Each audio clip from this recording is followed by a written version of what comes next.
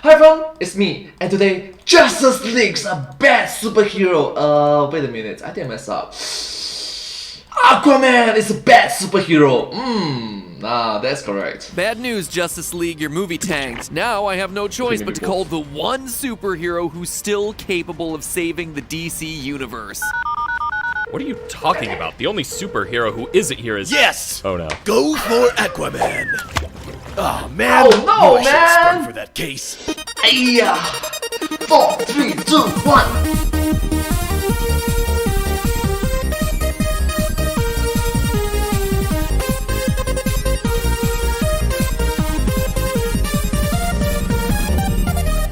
Hello, Internet! Welcome to Film Theory. Hello Internet, welcome to Film Theory. Hello. The show that has the ability to communicate with fish. Good fish. Very good fish. Subscribe. Ring the notification bell. Thank you. Loyal theorists, back in 2018, millions of people flooded the theaters and swam through packed lobbies to watch a really cool guy named Arthur Curry become, well, an even cooler guy responsible for saving both land and sea. Atlantis has always had a king. Now I need something more. A hero. A king fights only for his nation. You fight for everyone. The James Wan-directed Aquaman was a global smash hit that pulled in $1.1 billion worldwide while riding the DC Extended Universe ship after Justice League sunk at the box office. So how— Okay, case in point, I've watched both movies, and my reaction is the Justice League is good, just that came better. Whereas Aquaman make mistakes, but the mistakes are not as big. Yeah. How did James Wan manage to pull it off? By giving DC fans a downright bonkers movie where it feels like the producers just said yes to every single idea that Wan had. Indiana Jones side plot? Yes. An Annabelle Yes. the Evil Doll cameo? Yes. Explosions to end every single scene? Yes. Ripping through the ocean floor on a giant leviathan to decimate a shark army with lasers on their head? Shell yes. I have one simple request, and that is to have sharks with frickin' laser beams attached to their heads. Never mind pesky details Shark with laser beams. like, you know, consistency of Aquaman's powers. As long as you've got yourself an octopus playing drums, I am all about it. Now, throughout the film, Arthur, the half-human son of the Queen of Atlantis, is reminded many times, probably too many times in fact, that he is the one true heir to the Atlantean throne and will one day unite the worlds of land and sea. The throne is yours by birthright. The only way to stop this war and save both worlds is for you to take your rightful place as king. But are you really sure about that one, Mira? Because by the end of the movie, Arthur, the man who will bridge the gap between land and sea, doesn't deliver on any of that stuff. Oh sure, he does take the rightful throne. I give you King Arthur of Atlantis. What do I do now? But Arthur is nobody's hero in this movie. If you actually look at his actions throughout the film, Arthur devastates both land and sea with wanton abandon. So, case in point, he became a king, which of course lah, duh. But a hero,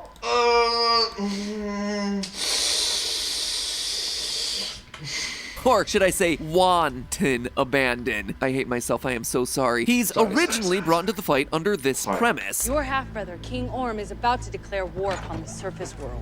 Billions will die. But in rising to the throne, Arthur creates just as, if not more, destruction than his brother. Theorists, this is not your parents' Aquaman. And no, I'm not just talking about the fact that he got, like, outrageously sexy. As you're about to see, our historically pro-fish protagonist sends scores of endangered sea creatures to their deaths. And not only is the dude PETA's worst nightmare, he doesn't really give a flying fish about the lives of the land dwellers either. I mean, you probably already suspected that Aquaman kinda sucked, but did you think the reason would be for his superhuman lack of empathy? Hold your breath and plug your nose, dear theorists, because today we're throwing some cold water on Jason Momoa's cold-hearted Aquaman. Oh, dang it, the water just made him even sexier, didn't it? So the scene in Aquaman that really got my theorist juices flowing is this climactic battle at the brine, a lava-heavy area of the ocean populated by large crabs who seemingly just want to be left alone so they can build their lava catapults.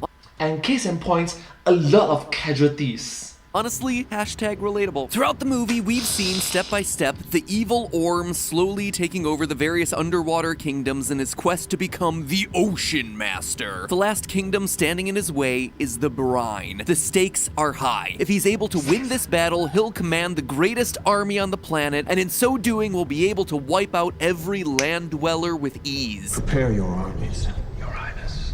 We move against the Brine Kingdom at once. Admittedly, it's a bit weird that Orm needs so many armies to help him out, considering earlier in the film he's able to summon waves that cause trillions of dollars of damage to the eastern seaboard and straight up washes warships onto the shore. But hey, let's not get bogged down in the plot. James Wan certainly didn't. This was Orm's doing. The worst is yet to come. Anyway, just as Orm's about to claim victory by killing the Brine King, a gigantic eruption comes from the ocean floor as the Carethin, the Carethin, an ancient beast measuring 3.2 kilometers, that's 2 miles for us Imperial System land dwellers, bursts up and, under the control of Aquaman himself, promptly destroys the ever-living daylight out of everything in sight. Soldiers from both armies, sea creatures carrying soldiers on their backs, small ships, medium ships, large ships. If it exists, Aquaman is here to destroy it. No questions asked. And Alright, case in point, it's very destructive. Especially when later in the film, you become the king of them. How do you gonna explain to the casualties? see, this is where Aquaman's behavior starts to get a little squicky. I mean, the first major round of casualties are the crab people of the Brine. Remember, these were the last holdouts against King Orm. You will never have my allegiance! So be it! And yet this primarily ground-based army are the first casualties of Aquaman as the Carethin rips through the ocean floor to launch an attack. In this one dramatic entrance, Aquaman destroys thousands of their troops and a huge chunk of the Brine homeland. I mean, that just kinda sucks. Now, that alone wouldn't be all that big of a deal. Sure, Aquaman doesn't properly contain his new pet, a beast that would make Godzilla pee in his pants, but you see, that's not all. Aquaman possesses the Trident of Atlan, a staff that gives him the ability to communicate to all sea life. Well, kind of. Unlike your old school Aquaman from 1941 who could just talk to fish, Arthur seems to be taking a page out of 2011's Aquaman, where his ability is to reach into the midbrains of sea creatures and control them telepathically, sometimes against their will. And if you need proof of this, look no further than the animation. He takes hold of the trident and is immediately connected to everyone's neurological system. So what does Aquaman, King of Atlantis, hero of the sea, do with this newfound power? Wait a minute, what about free will? Against free will. It's getting dark. He summons thousands of unarmed whales, dolphins, fish, and manta rays to join the fight. Sure, it's an impressive visual, but he's sending unarmored animals charging headfirst into an army of deadly laser-shooting armored foes. And what's more, a ton of these animals, who again are actively being compelled to fight via Aquaman's 100% consent-free brain hack trick, are on the endangered species list. Here's a quick rundown of the ones I was able to pick out amid the visual chaos. Great hammerhead shark, endangered. Narwhal, near threatened. Blue whales, endangered. Various dolphin species, some of which are endangered. Killer whales, endangered. Fin whales, endangered. Great white sharks, vulnerable. I know that there's a lot of chaos on screen, but try watching it frame by frame and you suddenly see that there's even sharks attacking other sharks. Why is Aquaman allowing this? It seems like he never considered his actions, and the end result is just the death of endangered animals and animal-on-animal violence. All win, it's worth noting he could have just sent all the animals away and won the battle using the carrot. Who? Oh wait, Yahoo!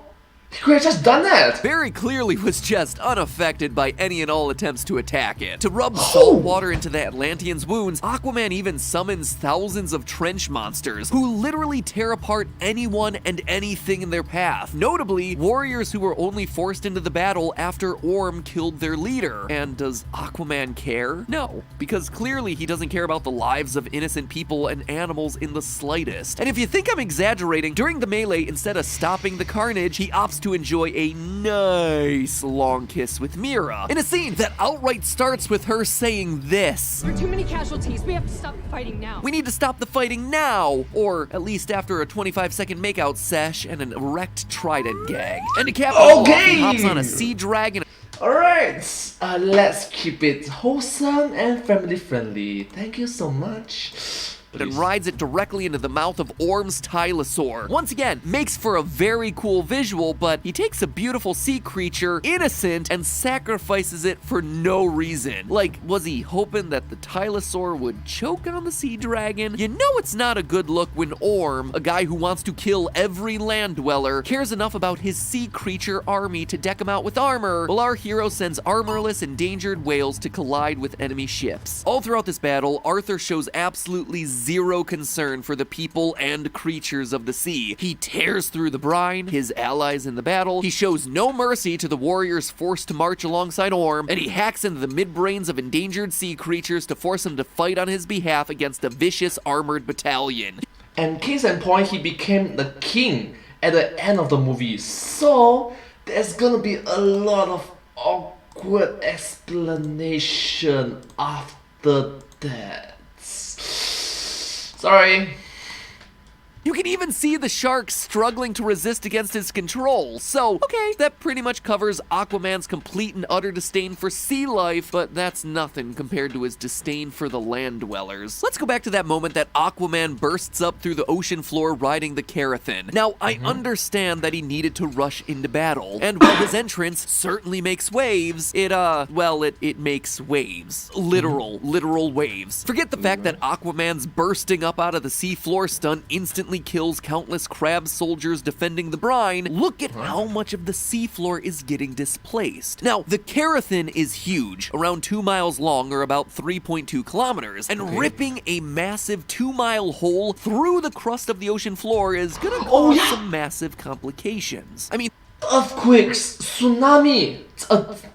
Think about it. The Carathin, who resides in Earth's core, which is presumably located in Earth's actual core, just burrowed up through approximately 2,900 kilometers of Earth. That's about 1,800 miles for all you imperialists out there. And the water that was just sitting calmly in the ocean suddenly is massively shifting to fill that hole. This is going to result in some huge redistribution of sediment, displacing the water column in an unbelievable fashion. Plus, it's a disruption to the brine, which is already a tectonically active region. That, my friends, is a recipe for a tsunami. A tsunami that's likely gonna cost thousands of innocent land dwellers their lives.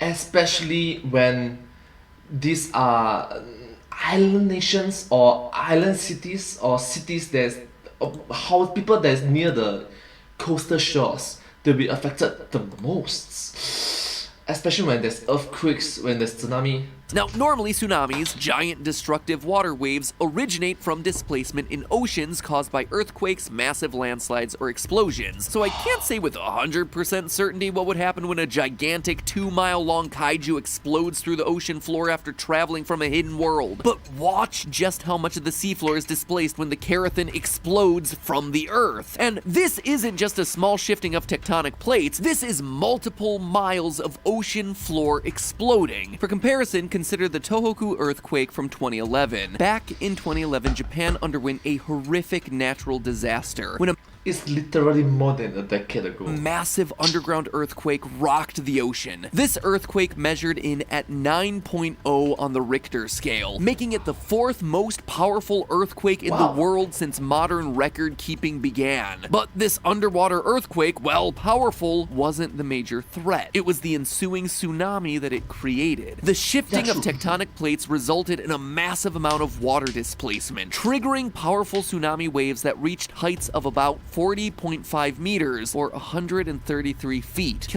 Alright, case in point, my experience is the people in Japan, they are very prepared, they are very educated, they are very experienced in this sort of natural disasters. But when you're being hit by the first earthquake, boom, second tsunami, boom, and third is the radioactive radiation,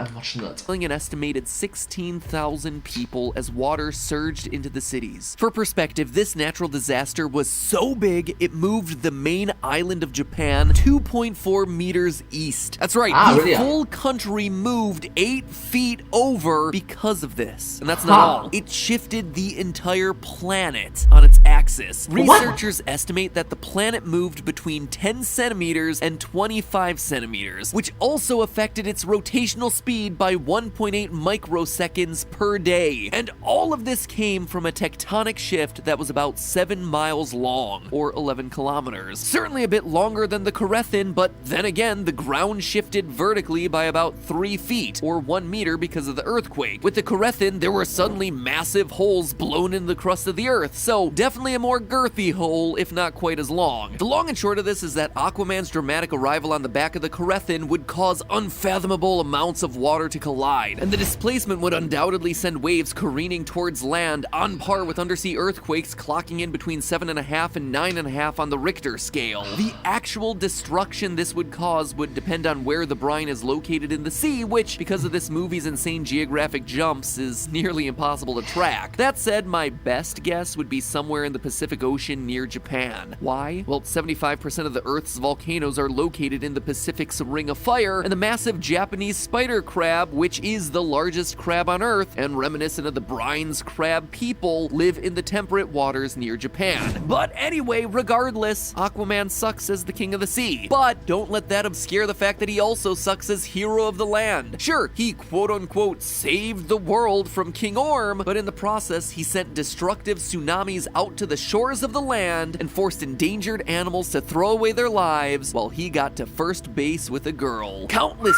people and animals died needlessly as a result of Aquaman's actions, and this so-called hero and uniter couldn't care less. He's gonna begin his reign with a whole lot of people united, alright, united in their hatred against him. Beginning about the SpongeBob SquarePants reference. Trust me, I am no king.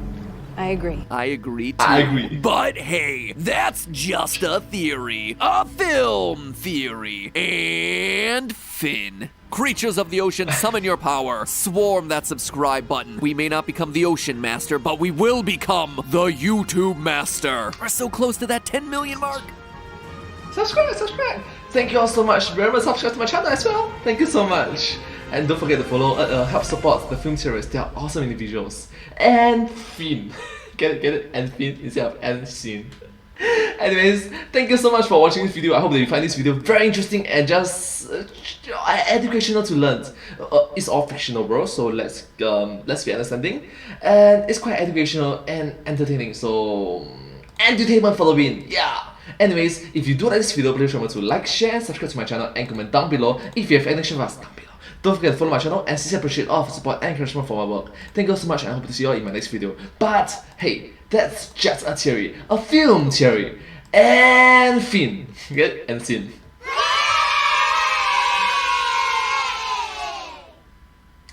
And I hope to see you all in my next video. Bye bye, subscribe. Thank you.